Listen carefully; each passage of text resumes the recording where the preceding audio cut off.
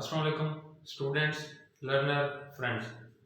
आज हम अपने चैनल जाफर्स बायोलॉजी पे नए टॉपिक के साथ आए हैं और वो नया टॉपिक कौन सा है?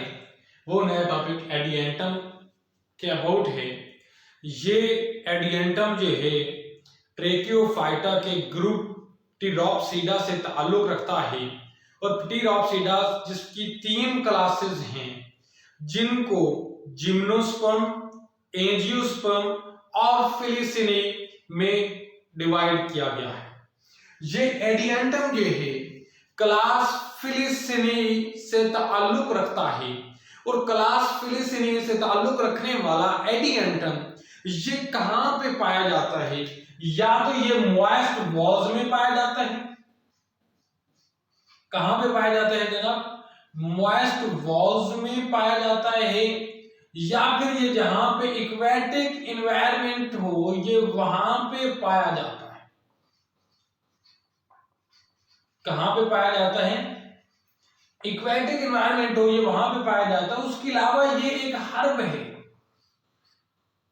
क्या है? ये एक हर्ब है, एक ऐसी हर्ब है जिसके पास वाजे स्टेम भी है, जिसके पास रूट्स भी हैं और जिसके पास लीव्स भी हैं।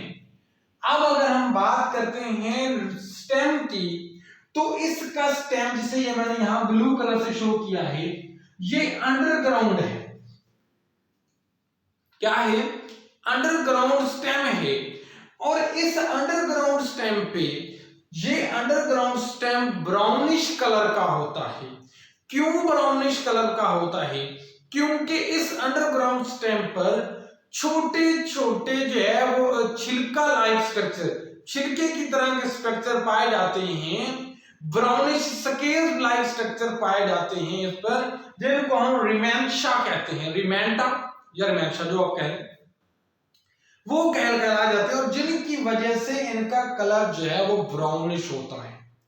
और ये अंडरग्राउंड पाया जाने वाला स्टेम है।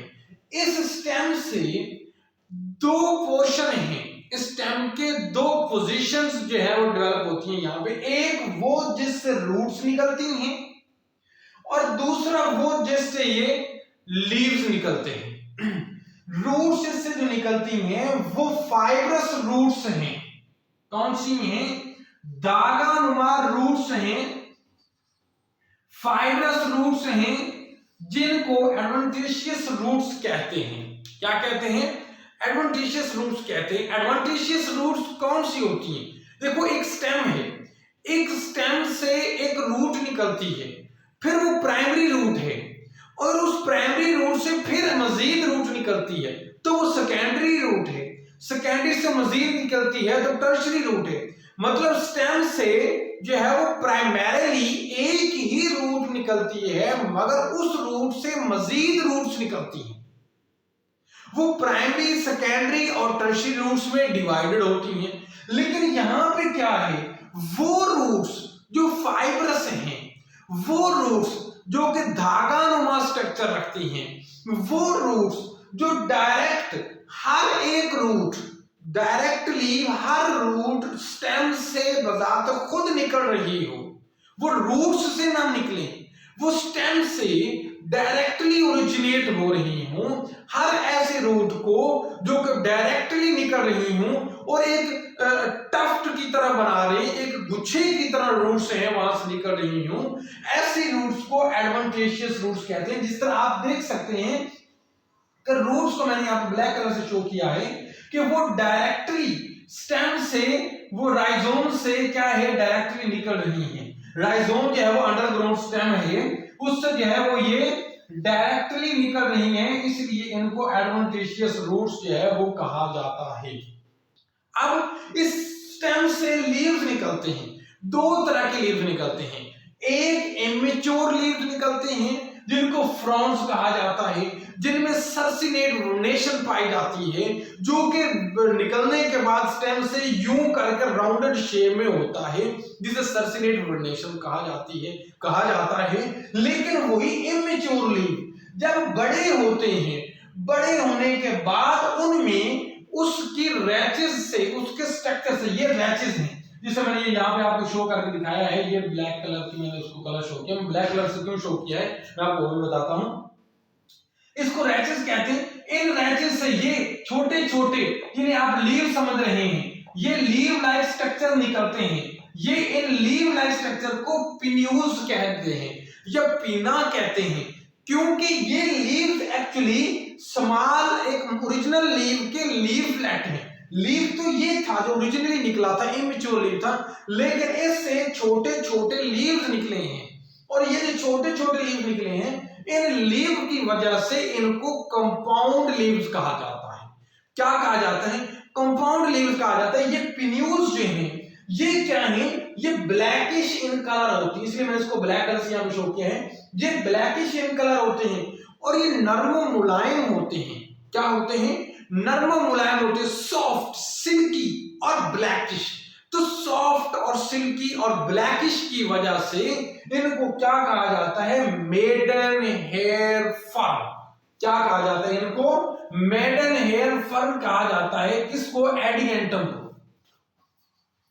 क्या कहा जाता है जनाब? मेडन हेयर फर्न कहा जाता है। ये वो फर्न है, ये वो फर्न है जो मेडन कहते हैं कंवारी, बैचलर, हेयर कहते हैं जो है, हेयर कहते हैं बालों को, फर्न। ये एडिएंटम एक ऐसी हर्ब है, एक ऐसा प्लांट है जिसकी जो है ये पिन्यूज जो हैं वो क्या होती हैं? Black, shiny, smooth, silky. इसकी ये तमाम तर खासियत एक कंवारी लड़की के बालों की तरह होती हैं। यही वजह है कि इनको क्या कहा जाता है? मेडन हेयर फर्न, कि ये फर्न कुंवारी लड़की के बालों की तरह का होता है, इसलिए एडिएंटम को दूसरा नाम मेडन हेयर फर्न जो है वो बुलाया जाता है। अब होता क्या? ये पिन्यूज जो है, ये स्ट्रक्चर जो है, ये स्ट्रक्चर यूं करके हुए हैं। इनका जो एज है पिन्यूज का, वो एज है वो यूं करके एंड की तरफ मुड़ा होता है। जब ये एंड की तरफ मुड़ा होता है, इसकी एज है, ये मैंने यहां पे शो की है, ये देखो एजेस इसके क्या है? मुड़े हुए हैं।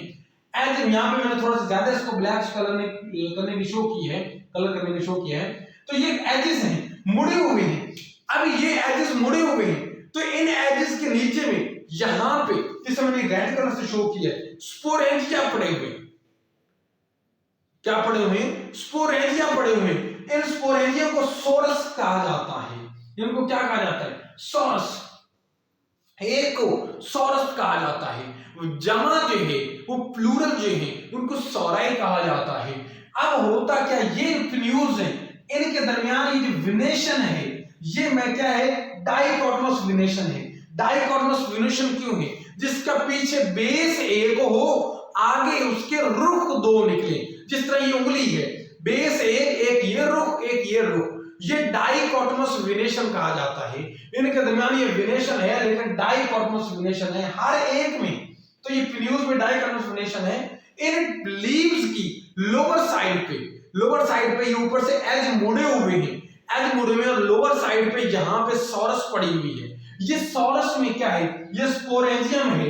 ये स्पोरेंजियम, इसमें क्या बनते हैं? स्पोर्स बनते हैं। ये स्पोरेंजियम क्या है? जिस स्ट्रक्चर से जुड़ी होती है उसको स्टॉक कहा जाता है। क्या कहा जाता है? स्टॉक कहा जाता है। ऊपर जो ये सोरस है, इसके दो हिस्से हैं।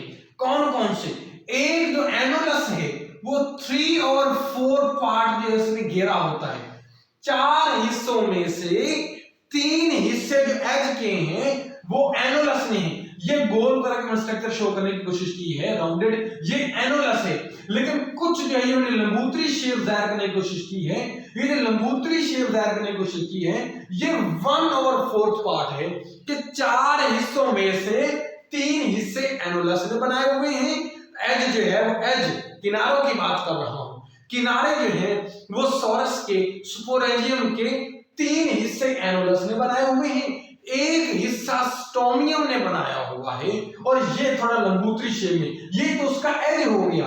दरमियान में ये मैं हाथ यूं करके खड़ा हूं, ये एज है, ये एज है, ये एज है, लेकिन ये पार्ट इसका दरमियानी हिस्सा है। ये दरमियानी हिस्सा जो सेल्स पड़े हुए, बाहर से सेल्स ने घेरा हुआ, अंदर से सेल्स ने घेरा हुआ, ये इस तरह कंडीशन में पड़े हुए जिस तरह अंदर मार्कर पड़ा हुआ है। अंदर पड़े हुए सेल्स में मियोसिस होगी। क्या होगी? अंदर पड़े हुए सेल्स में मियोसिस होगी और मियोसिस के नतीजे में ये सेल्स डिवाइड करेंगे और बनने वाले जो स्पोर्स हैं वो क्या हो जाएंगे? हैप्लॉइड नंबर स्पोर्स रह जाएंगे। और ये हैप्लॉइड नंबर स्पोर्स जो हैं जैसे हवा के जरिए उड़ेंगे, जिस जमीन पे गिरेंगे वहां पे ये स्पोर जर्मिनेट करेंगे। चूंकि ये हैप्लॉइड नंबर स्पोर थे तो इसीलिए ये हैप्लॉइड नंबर स्पोर जो हैं जब ये जर्मिनेट करेंगे तो एक प्रोथैलस लाइक स्ट्रक्चर बना देंगे। क्या बना देंगे जनाब? एक प्रोथैलस लाइक स्ट्रक्चर बना देंगे। ये प्रोथैलस लाइक स्ट्रक्चर बना के ये गैमेटोफाइट है। ये 8 मिलीमीटर इसका डायमीटर है, 8 mm का इसका डायमीटर होता है, प्रोथैलस है। और इस जगह को नॉच कहते हैं, जो झुकाव है इसका तो क्या कहते हैं? नॉच कहते हैं, नॉच। अब इस प्रोथैलस में ये क्वेश्चन लाइक स्ट्रक्चर है, एक तकिए की माने का स्ट्रक्चर है जो दरमियान से उभरा हुआ है, साइडों से जो है वो बारीक है, चपटा है। इसके ऊपर वाली साइड जो नॉच वाली साइड है उसमें ये स्ट्रक्चर में ब्लू कलर से शो किए, ये आर्चिगोनियम पड़ी है, जिसे फीमेल गैमेटोफाइट कहते हैं। इसके नीचे वाले स्ट्रक्चर में, मिडल से नीचे, दरमियान से नीचे वाले स्ट्रक्चर में इसको एंथ्रीडियम कहते हैं। ठीक है, जहां पे मेल जो है वो गैमेटोफाइट है और ये मेल गैमेटोफाइट एंथ्रीडियम से नीचे जो है वो राइजोइड्स निकल रहे हैं। राइजोइड्स ये बताते हैं कि प्रोथैलस जहां पे गिरती है वो वहां पे ग्रो करती है। और ग्रो किस तरह करती है कि राइजोइड्स जमीन से उसको न्यूट्रिएंट्स लेके जज़ब करने में मदद देते हैं। अगर ये न्यूट्रिएंट्स लेके उसको जज़ब करने में मदद देते हैं तो फिर एक बात कंफर्म हो गई, ये प्रोथैलस जो है, ये जो प्रोथैलस है 8 mm डायमीटर रखने वाली स्ट्रक्चर जो है, ये जो गैमेटोफाइट है, जो आर्चिगोनियम भी रखती है, एंथ्रीडियम भी रखती है, चूंकि ये राइजोइड्स के जरिए न्यूट्रिएंट्स को जज़ब कर रही है तो इसलिए ये इंडिपेंडेंट है। गैमेटोफाइट इंडिपेंडेंट है, अपनी खुराक जो है वो इस्तेमाल कर रही है। जब इसमें अब चूंकि ये गैमेटोफाइट हैप्लॉइड थी, इससे हैप्लॉइड स्पोर्स बनी थी। आर्चिगोनियम में भी हैप्लॉइड है, एंथ्रीडियम भी हैप्लॉइड है। आर्चिगोनियम में जो है वो एग बनेगा, हैप्लॉइड है, माइटोसिस के नतीजे में बनेगा। एंथ्रीडियम जो है वो उसमें भी जो है वो क्या बनेगा? हैप्लॉइड स्पोर्स बनेंगे, मेल स्पर्म बनेगा। अब एंथीरोजॉइड जो है स्पर्म, एंथीरोजॉइड ये क्या करेंगे? मूव करते हुए, जॉइड लफ्ज मूवमेंट की वजह से लिया गया है इनको, ये जो है वो मूवमेंट करते हुए कहां पे पहुंचेंगे? आर्चिगोनियम के पास। जब ये आर्चिगोनियम के पास पहुंचेंगे, आर्चिगोनियम के अंदर एग पड़ा हुआ है, ये स्पर्म अपने क्रोमोसोम्स को, हैप्लॉइड नंबर ऑफ क्रोमोसोम्स को, आधे क्रोमोसोम्स को जो है वो एग के अंदर दाखिल करेगा, फर्टिलाइजेशन करेगा। तो फर्टिलाइजेशन के नतीजे में यहां पे जाइगोट बनेगा। ये जाइगोट 2n नंबर है, डिप्लॉइड नंबर है। इस डिप्लॉइड नंबर, ये diploid number zygote haploid number gametophyte से बना। गैमेटोफाइट जिससे आर्चिगोनियम से एग जो है वो हैप्लॉइड नंबर बना, जिसके एंथ्रीडियम से एंथीरोजॉइड या स्पर्म हैप्लॉइड नंबर जो था, उनके फर्टिलाइजेशन से, एंथीरोजॉइड और एग के फर्टिलाइजेशन से जाइगोट बना, फिर इनसे एम्ब्रियो बना। एम्ब्रियो से फिर क्या हुआ? ये नीचे मैंने गैमेटोफाइट को शो किया है, इसके ऊपर स्पोरोफाइट को दिखाया है। इट मीन दैट के इब्तदाई शेप में क्या होता है? स्पोरोफाइट जो है वो गैमेटोफाइट पे डिपेंडेंट होती है। क्या होती है? स्पोरोफाइट जो है वो गैमेटोफाइट पे डिपेंडेंट होती है, लेकिन इब्तदाई शक्ल में। बाद में देख रहे हैं कि कुली जो है वो मुकम्मल तौर पे, टोटली तौर पे स्पोरोफाइट जो है वो आजाद है, इंडिपेंडेंट है, अपना स्टेम राइजोम रखती है, अपनी एडवेंटिशियस रूट्स रखती हैं, अपनी लीव्स रखते हैं। तो इसके बाद गैमेटोफाइट जो है वो अलग हो जाती है, स्पोरोफाइट जो है वो अपना मकाम बनाती है, खुद को जो है वो इंडिपेंडेंटली कायम करती है। तो यहाँ पे आपने दो चीजें देखी, गैमेटोफाइट को भी, स्पोरोफाइट को भी। गेमेटोफाइट इंडिपेंडेंटली ग्रो कर रही है। स्पोरोफाइट जो है वो क्या इब्तदाई शक्ल में गेमेटोफाइट में डिपेंडेंट होती है, बाद में नहीं होती है। यहाँ पे आपने हेटेरोस्पोरी को देखा, अल्टरनेशन ऑफ जनरेशन को देखा। अल्टरनेशन ऑफ जनरेशन के दो जो है वो गेमेटोफाइट स्पोरोफाइट में बदल के आ रही हैं। तो जनाब ये था एडिएंटम, ये इसका मैंने लाइफ साइकिल बताया। उम्मीद है ये आप लोगों को ये लेक्चर पसंद आया होगा। अगर आप लोगों को लेक्चर पसंद आया है, इसको सब्सक्राइब करें, मेरे चैनल जाफर्स बायोलॉजी को, अपने दोस्तों के साथ इस वीडियो को शेयर करें और इसको लाइक करना बिल्कुल ही मत भूलिएगा। अल्लाह।